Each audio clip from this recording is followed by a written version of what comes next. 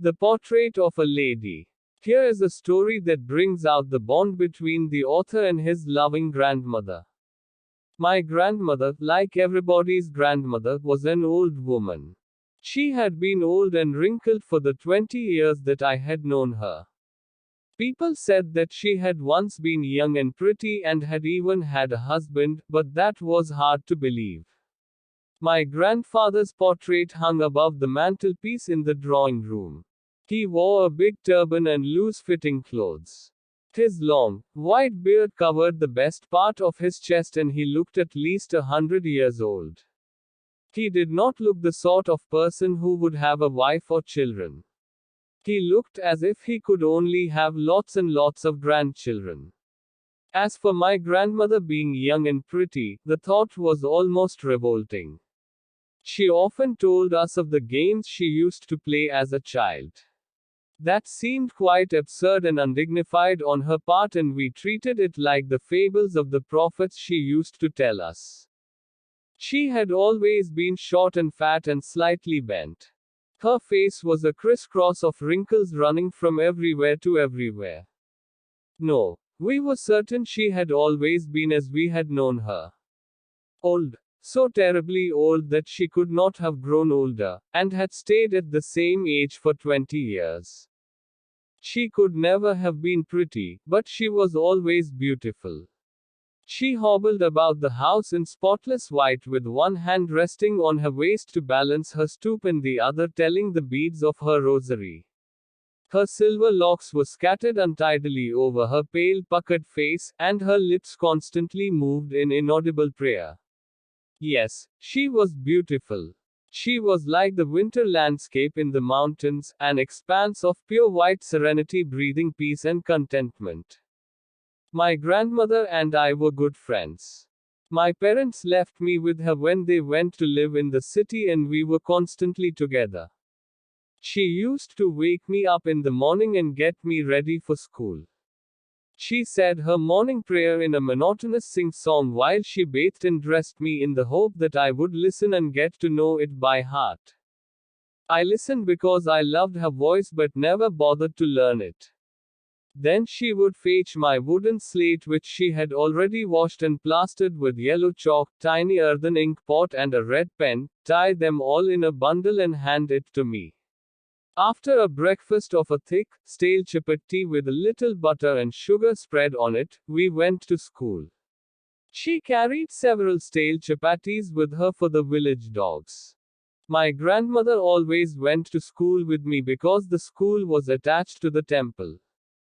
The priest taught us the alphabet and the morning prayer. While the children sat in rows on either side of the veranda singing the alphabet or the prayer in a chorus, my grandmother sat inside reading the scriptures. When we had both finished, we would walk back together. This time the village dogs would meet us at the temple door. They followed us to our home growling and fighting with each other for the chapati we threw to them. When my parents were comfortably settled in the city, they sent for us.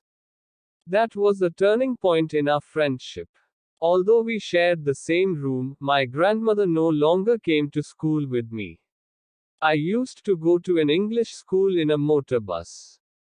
There were no dogs in the streets and she took to feeding sparrows in the courtyard of our city house.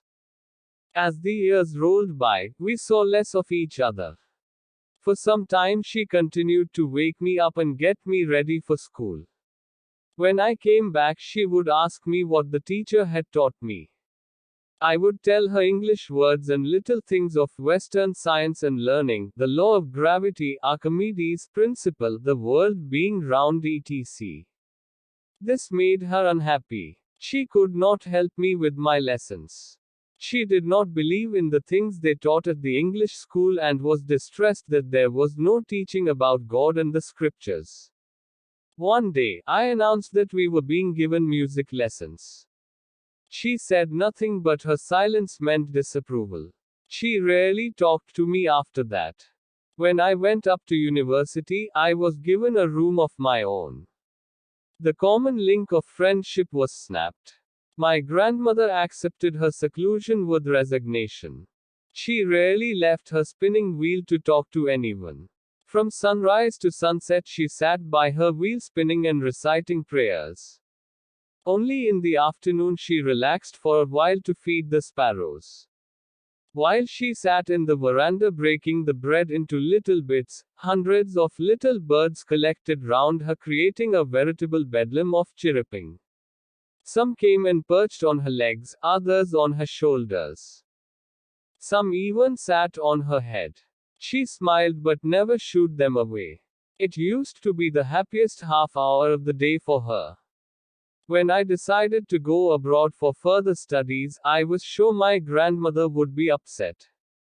I would be away for 5 years, and at her age one could never tell. But my grandmother could. She was not even sentimental. She came to leave me at the railway station but did not talk or show any emotion. Her lips moved in prayer, her mind was lost in prayer. Her fingers were busy telling the beads of her rosary. Silently she kissed my forehead, and when I left I cherished the moist imprint as perhaps the last sign of physical contact between us. But that was not so. After 5 years I came back home and was met by her at the station. She did not look a day older. She still had no time for words, and while she clasped me in her arms I could hear her reciting her prayers. Even on the first day of my arrival, her happiest moments were with her sparrows whom she fed longer and with frivolous rebukes.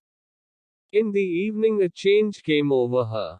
She did not pray. She collected the women of the neighborhood, got an old drum and started to sing.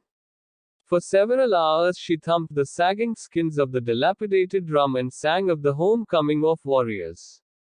We had to persuade her to stop to avoid overstraining. That was the first time since I had known her that she did not pray.